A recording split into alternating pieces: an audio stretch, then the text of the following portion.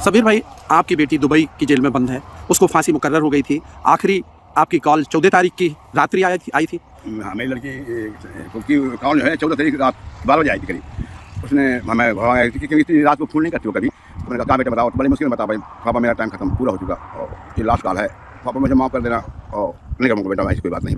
अस्सलाम वालेकुम। उम्मीद करता हूँ कि आप सब खैरियत से होंगे और काफ़ी अच्छे होंगे।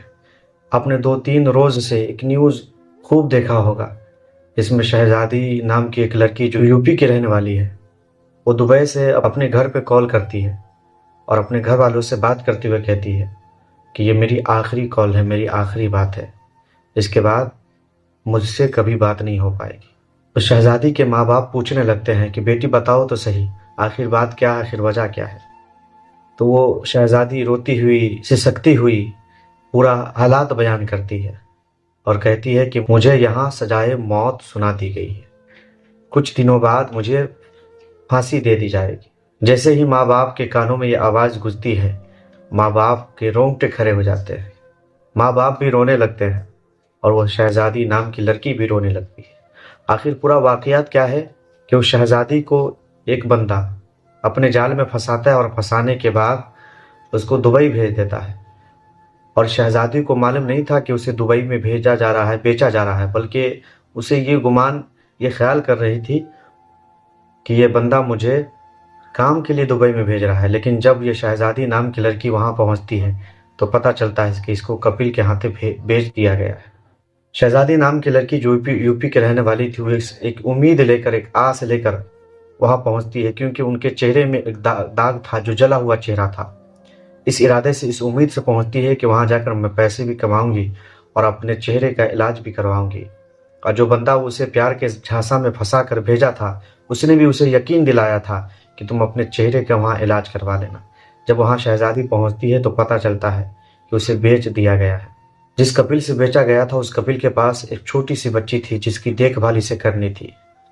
ये शहज़ादी नाम की लड़की उसकी देखभाल करती रहती है।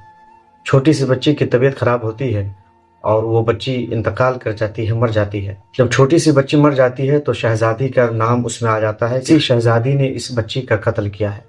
वहाँ की अदालत सजाए मौत सुना देती है और जब फांसी होने वाली होती है तो वहाँ की अदालत, जब ये पूछा जाता है कि तुम्हारी आखिरी ख्वाहिश क्या है, तो ये कहती है कि मैं अपने घर वालों से बात करना चाहती हूँ। ये शहज़ादी अपने घर पे कॉल करती है और कॉल करने के बाद कहती है कि ये मेरी आखिरी बात है, क्योंकि यहाँ की अदालत ने मुझे सजाए मौत सुना दी है, मुझे फांसी दे दी जाएगी। एक बहुत खुशी की बात यह है कि वहाँ की अदालत ने जुम्मे के दिन यानी 21 फरवरी तक डेट को आगे बढ़ा दिया है। ये शहज़ादी के हक़ में जो फैसला सुनाया गया था, उस फैसले को आगे बढ़ाते हुए 21 फरवरी यानी जुम्मा के दिन तक कर दिया गया है। अब शहज़ादी के हक़ में फ़ैसला क्या आता है, जुम्मे के दिन फैसला किया जाएगा।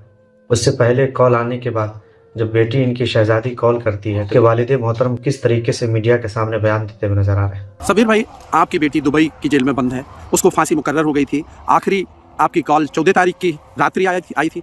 हाँ, मेरी लड़की की कॉल जो है 14 तारीख रात 12 बजे आई थी करीब। उसने हमें घर क्योंकि इतनी रात को फोन नहीं करती हो कभी। तो मैंने कहा बेटा बताओ, तो बड़ी मुश्किल में बता भाई पापा मेरा टाइम खत्म पूरा हो चुका और ये लास्ट कॉल है, पापा मुझे माफ़ कर देना।